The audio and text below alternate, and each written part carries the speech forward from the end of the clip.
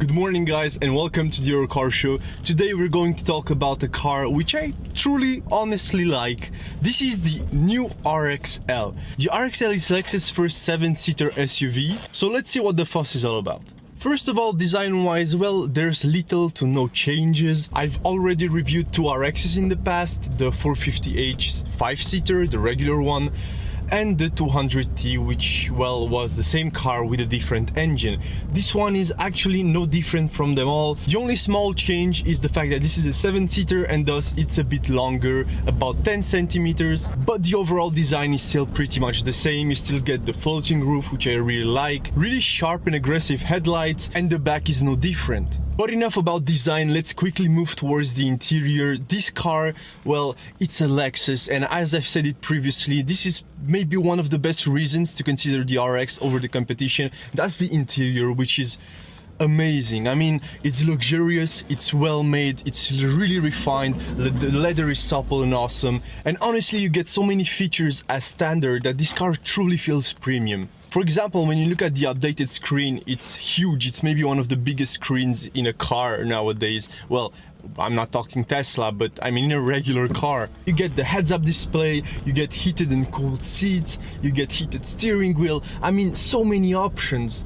And I know the main complaint with Lexus is the infotainment control, the mousepad situation, but honestly, I've gotten used to it. So to me, it's not truly a drawback. It just takes a bit more time to get used to, but after that it feels natural and pretty simple to use. I mean, the interface is cool, it's very straightforward, and the sound, I mean, Mark Levinson sound system, amazing.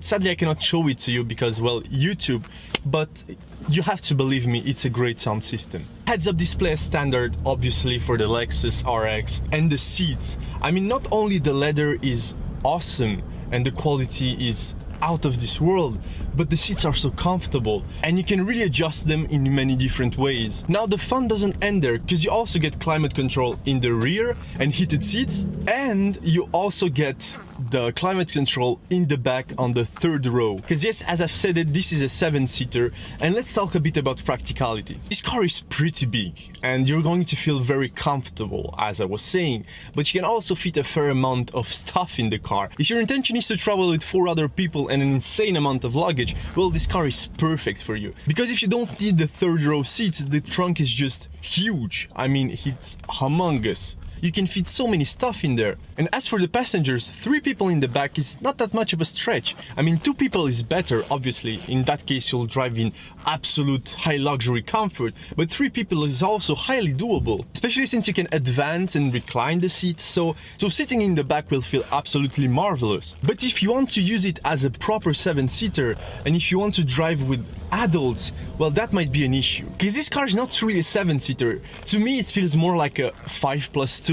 I mean, those 2 seats can be useful, but it's more of a last resort thing than an actually daily driving with another 6 people in the car, because headroom and legroom, that's pretty limited in third row seats. So children might feel at home there, but adults, well, no way. At this point, most reviewers will show you that they can't fit in the back or that they struggle to fit in the back. Well, most of them are way smaller than I am, so I truly don't have any chance of fitting in the back. For reference, I'm 188 centimeters tall. So yeah, I'm on the tall side and there's no way for me to fit in the back. So as I've said, those 2 seats are nice to have in the back as a last resort or as an emergency option, but they're also pretty expensive, because if you want the third row seat, you'll have to pay a pretty large amount of money extra in comparison with this 5-seater, about 3,000 euros here in Belgium. And if you consider the price of this car as is, we're talking well over 80,000 euros, which is a pretty large amount of money.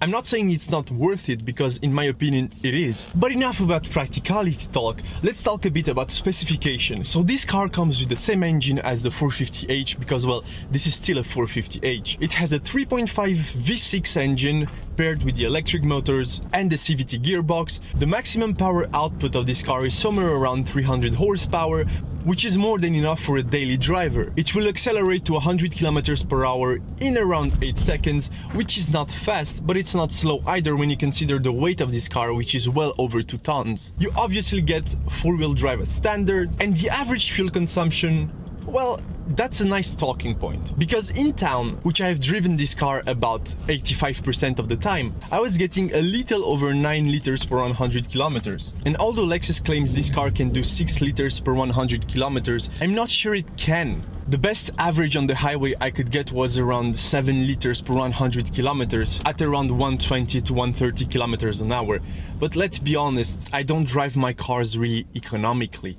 I drive them normally, I accelerate sometimes, I try to enjoy them from time to time. And even though I haven't paid much attention to that, I still managed to get a pretty decent fuel economy. I mean, show me another car with a 3.5 V6 petrol engine that can do those numbers in town or on the highway. Because there's honestly no car that comes to mind. But enough about that, let me tell you my personal experience behind the wheel of this car. I want you guys to know and realize that even though I said this car has a pretty large engine and a fair amount of horsepower, you have to know that this is not a sporty car. It will move if you press hard on the acceleration, but that's about it. This is a pretty large and heavy car, and you can feel the weight, especially in the corners. But where this car truly shines is in town or on the highway. I mean, as a daily driver or as a commuter car, this is just perfect. It's comfortable, it's silent, it's luxurious, it's very easy to drive, and it's pretty economical when you consider all the facts. It's been well over a year since I last drove an RX, and I still maintain my opinion that this is one of the greatest daily drivers you can buy nowadays. That if you want an SUV, of course. It might not be of any use off-road, but this SUV offers you the extra space you might lack in a mid-size sedan. Not only that, but you feel truly safe behind the wheel of this car with all the safety features, which again, to me are not indispensable, but they are a nice thing to have as standard. So in conclusion, I still maintain the RX 450h is an awesome car. And by awesome, I mean pretty great at everything it was intended to do. But this is no normal RX, this is the RXL. And is it worth it? Well, I don't think so. Because if you truly want a 7-seater for adults, the RXL will probably not be the best choice. So if I were you, I'd probably save myself some money and just buy the 5-seater. Except if you truly need the 7 seats, in which case you might have to look somewhere else. And that's pretty sad, because the RX is not only a great Lexus, this is a great car.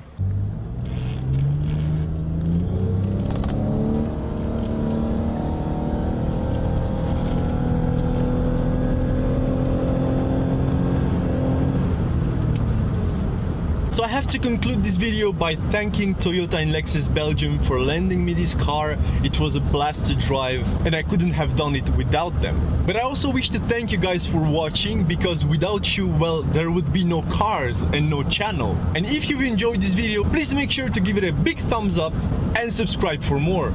I am Gabriel, and I'll see you next time. Bye.